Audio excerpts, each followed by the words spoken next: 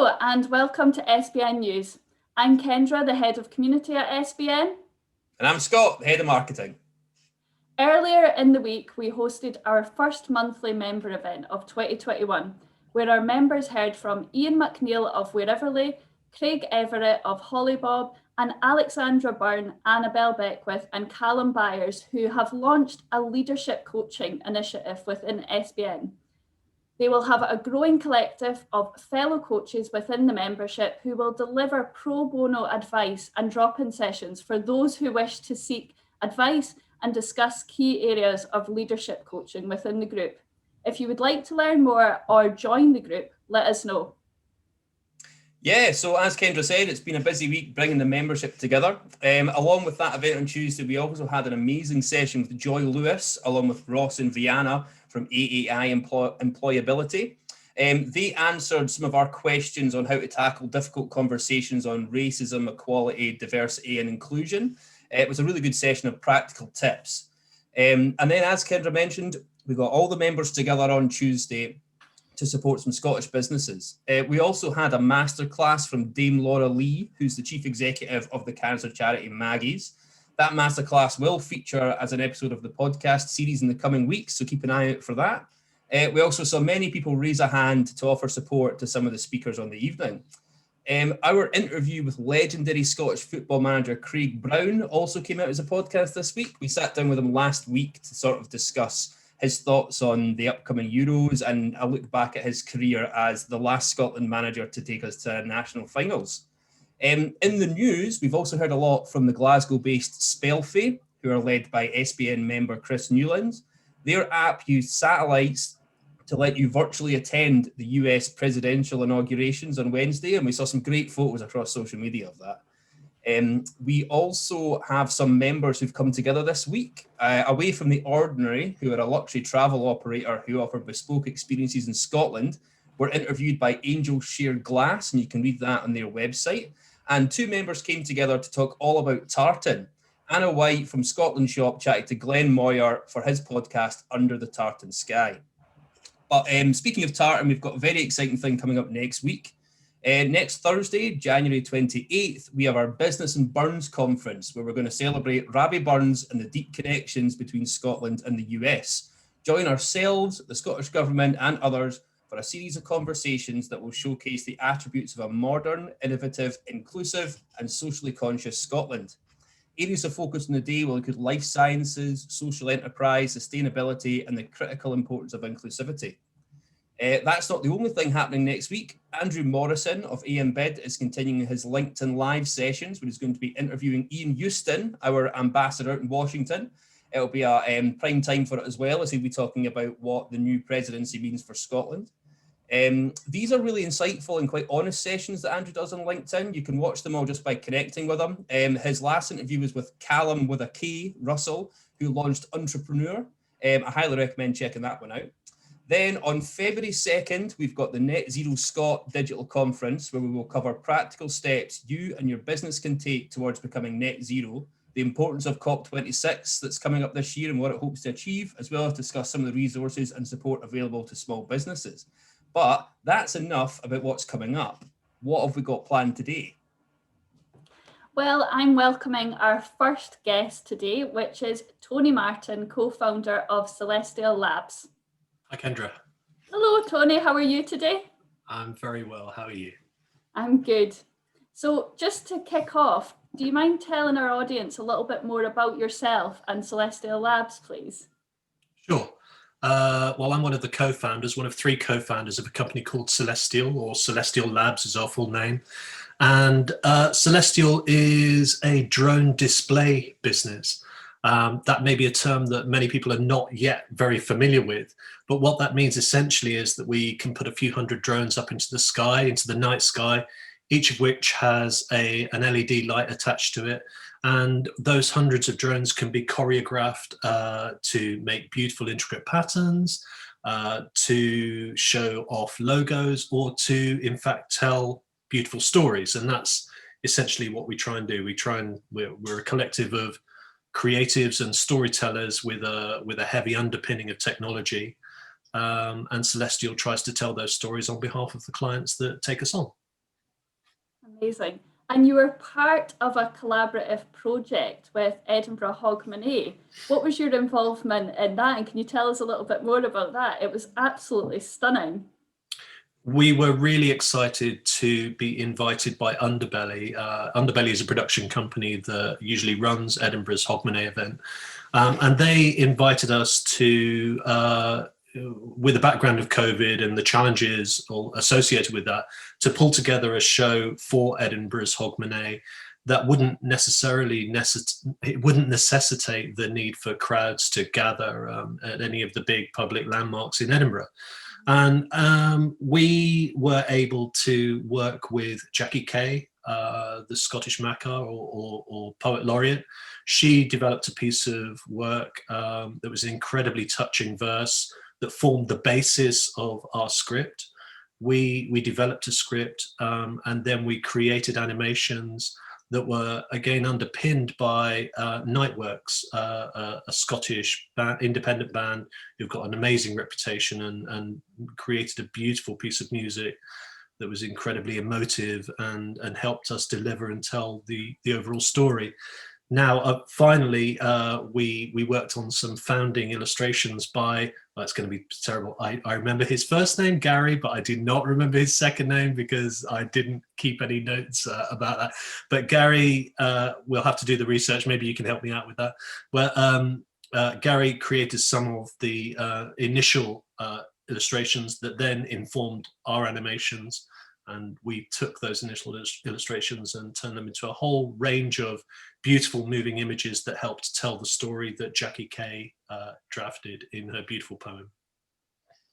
It was absolutely amazing. And for those that have joined us on this show that haven't seen Farewell yet, I'll tag the full 3-part video below. It was a really stunning collaboration with your team and all those that worked on it with you.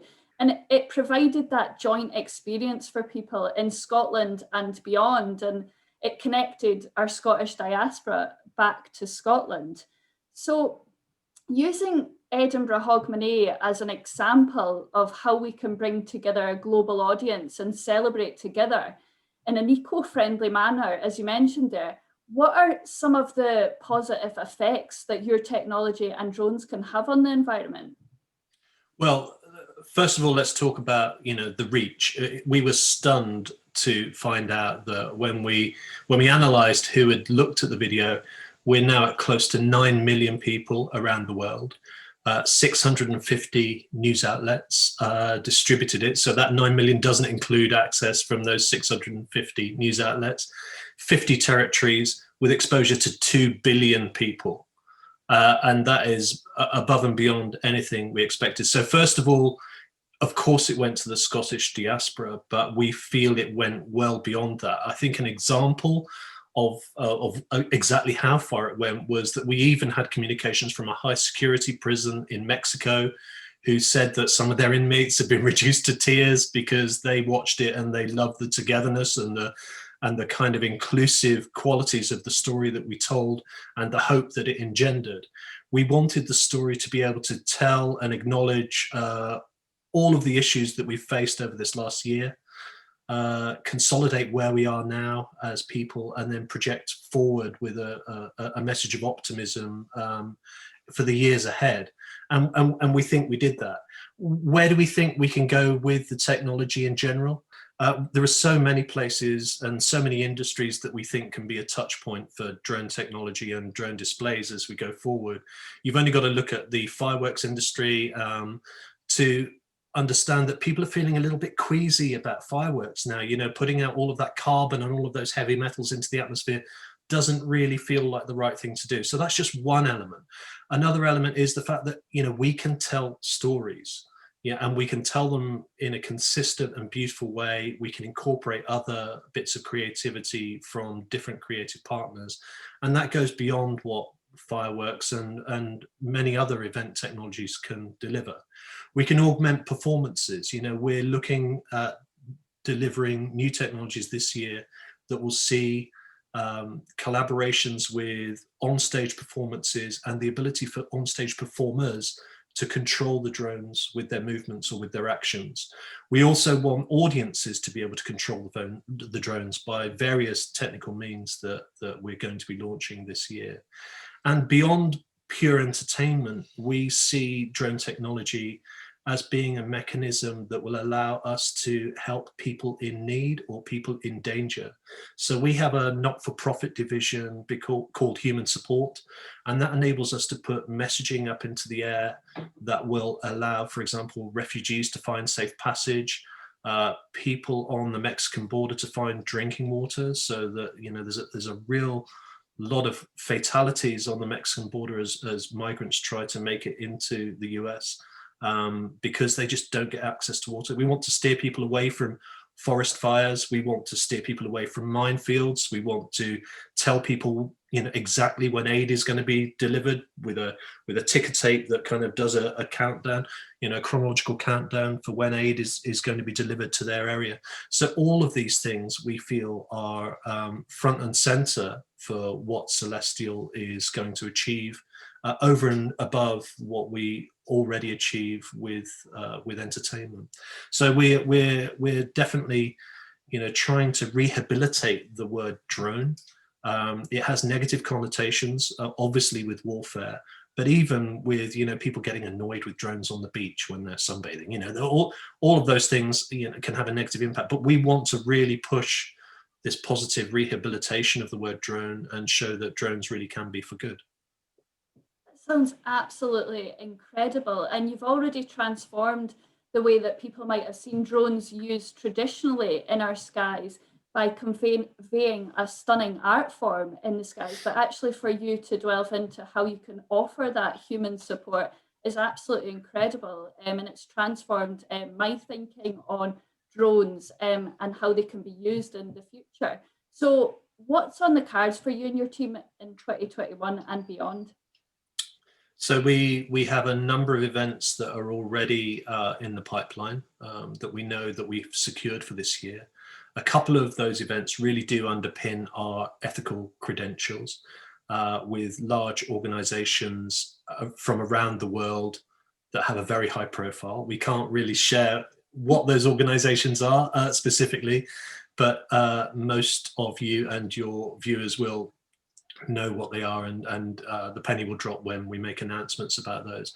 Over and above that, we intend to have 3, if you like, technology splashes this year, where we launch new elements to what drones can do in the entertainment sector. And then over and above that, we intend to become active in the North American market and beyond. So there's a lot to do. We're really grateful to have an amazing audience, but also the founding team seems to have grown beautifully and organically with some amazing skill sets. And we've had investors coalesce around this idea. We've had the team coalesce around this idea. And, you know, it feels like clients also see what we're trying to do and gravitate towards us. And because of that, I think we're going to have some really groundbreaking bits of innovation with some amazing landmark clients over the coming few months. Well, thanks for joining us, Tony. We can't wait to see your story unfold further and follow those announcements. And I'm sure a lot of our audience will be following that too. So thanks for joining us today. It's been a delight to hear from you, and hopefully we'll hear from you again soon. Thank you very much, Kendra. Nice to talk to you. And I'd like to welcome our next guest, Alex G Sinclair, the second Vice President of the St. Andrew's Society of San Francisco. Hi, it's wonderful to see you, Scott. Thanks for having Alex, me on. how are you? Doing very well. So before we find out a little bit more about you, I was wondering if you could tell us about the St. Andrew's Society and a little bit about what they are and why they were founded in the first place. Of course, we've had a bit of a long history. We've been around since the 1850s. The St. Andrew's Society of San Francisco started because of the gold rush. Essentially, a lot of Scottish immigrants were coming out to San Francisco to earn their fortune and find, you know, some great riches. That had some ups, that had some downs. It meant that some people were doing well, some people were not doing well. And there was this sort of air of taking care of your own and making sure that if someone found a hardship, that we could reach out and protect them and make sure that they had the security that they would have found back in our homeland. And so about 80 Scottish people came together, Scottish men, it was of that time, and they founded a benevolent society that looked to not only celebrate their culture and preserve their culture, but also to protect those that had Scottish heritage that were in a time of need. We've been running for, I think we're a little bit over 150, 160 years now. We've had some good change, I'd like to say, since about 2010, which is we are no longer a patriarchal private members club. We admit everyone. We also include members who have been an alumni of Scottish universities and have come and experienced Scottish culture firsthand. And then that's translated in the work we do currently. So that ties very nicely into my next question, which was, how did you come across the society in the first place, and what is your involvement with them now? Well, it came by happenstance. So I'd moved to the Bay Area about 10 years ago. I was actually working in both San Francisco and Tokyo, because my main work is in developing digitization of museums and archives and licensing. And when I had come back in about 2015, I still had this sort of homesickness that I didn't really find at the time. And I bumped into this fantastic group of people, some who sort of reached out to me and said, "Hey, you're Scottish. I've seen you in a kilt. Come join this lot." And I got dragged kicking and screaming to this beautiful old firehouse. It's one of the historic buildings in San Francisco. And it turned out to be the St. Andrews Society's headquarters. And I met them. They were wonderful people. And I said, "Hey, do you want help? What can we do?" And this turns out the first ever female president of the society, Francesca McCrossan, said, "Hey, I'll take anybody that's willing to help and to dig in," and that's how I started my relationship with them. And 2 years on, after a lot of strongly worded come work with us, I was voted in November last year as the second vice president of the society. So wow. Yeah, So that's where I'm at. Still early on. If it was just Very early on. Year. Yep. So what's your involvement now? What's your role going to be? What are you hoping to achieve with the society?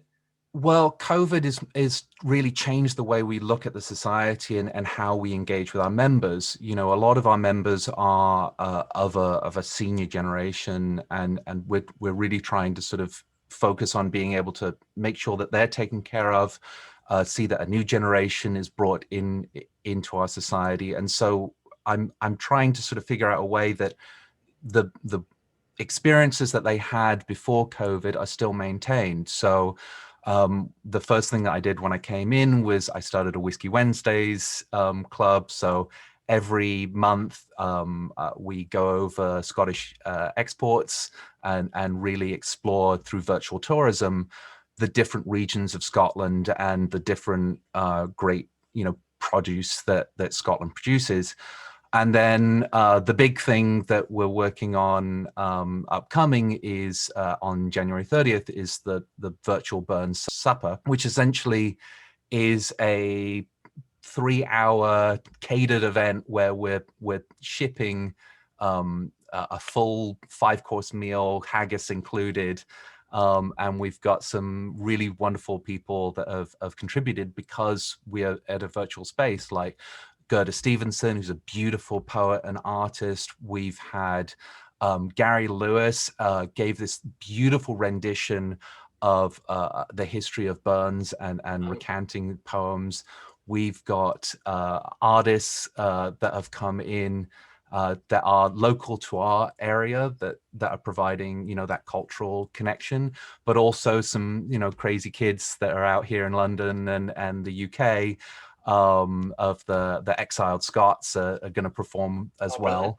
And I got to plug him because God bless that man.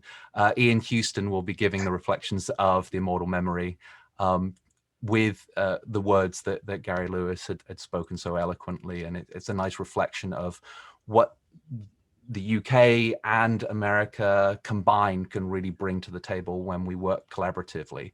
And we found success at Hogmanay with our audiences to be not only in San Francisco, but we had people from all around the world join us. And you know, my goal for this event is to have that same level of quality that will bring people from around the world. And we've made sure that the East Coast and the West Coast and hopefully the UK will be able to come and join us for that celebration.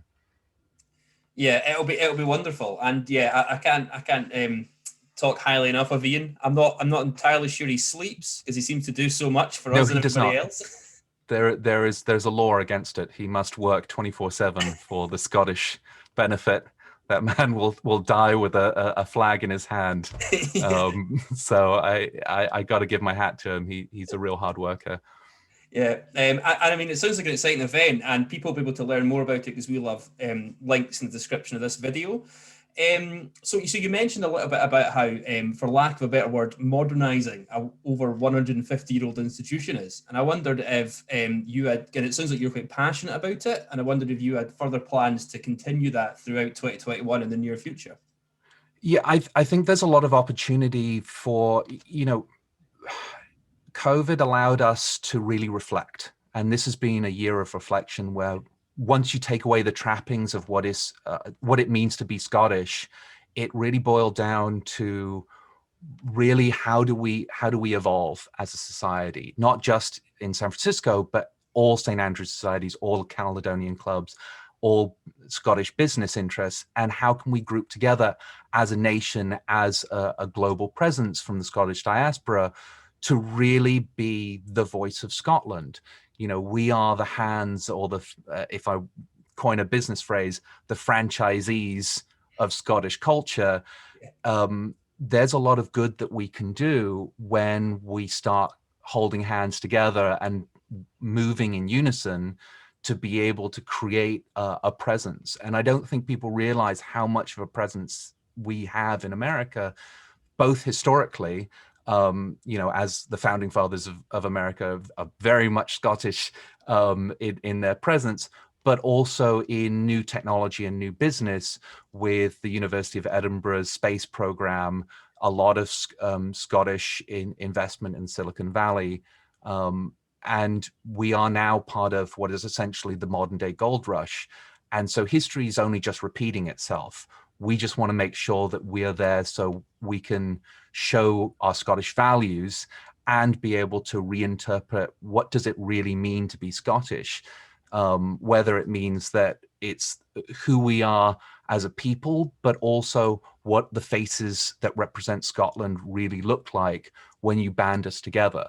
And I think there's a good opportunity here to bring in voices like Jackie Kay, bring in voices, you know, like famous comedians that are out there, really good chefs that are out there, and really that changing movement where we're a multinational and multicultural society, rather than, you know, what is being portrayed in cinema and a lot of more tourist-based mindset. I think I like that phrase in there as well. It's like the return of the gold rush, history repeating itself. You're still there to be a sort of a home for Scots away. We know that there's companies like Facebook who are adopting, like Two Big Ears was a spin out of Edinburgh University, and then all of a sudden they're a buy from Facebook and they move all the way over into Silicon Valley, and it really is the other side of the world still. We could be connected like this, but it's still a long way away and a very different pace to what some people might be used to.